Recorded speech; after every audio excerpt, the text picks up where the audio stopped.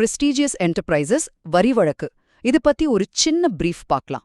Okay, வருமான வரி சட்டத்துல பிரிவு 68ன்னு ஒன்னு இருக்கு.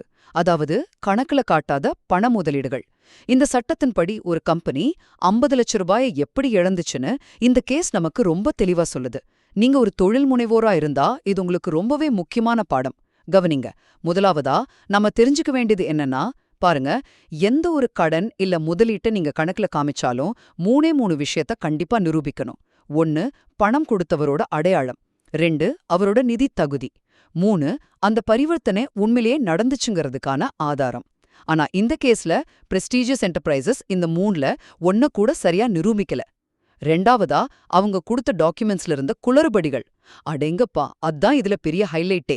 கம்பெனி சீல் இல்ல, செக் டீடைல்ஸ் இல்ல, பேங்க் ஸ்டேட்மெண்ட்ல கூட பணம் அனுப்புனவர் பெயர் இல்ல. ஆனா இது எல்லாத்தையும் விட ஒரு பெரிய ட்விஸ்ட் என்ன தெரியுமா? 50 லட்சம் கொடுத்ததா சொன்னாங்களே ஒரு கம்பெனி, அவங்க அந்த வருஷத்துக்கான வருமானமா 0ன்னு கணக்கு காட்டியிருக்காங்க. இப்ப சொல்லுங்க, இது எப்படி நம்புறது? அவங்கிட்ட அவ்ளோ பணம் கொடுக்க தகுதியே இல்லையே. கடைசியா ரொம்ப முக்கியமான ஒரு பாயிண்ட்.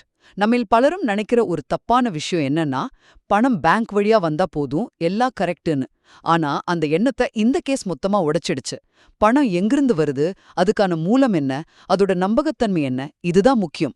அது எந்த வழியில வருதுங்கிறது இல்ல.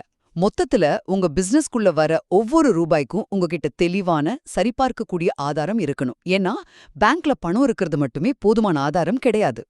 இதுக்கான ஃபுல் வீடியோவை பார்க்க கீழே இருக்க ப்ளே பட்டனை கிளிக் பண்ணி பாருங்க.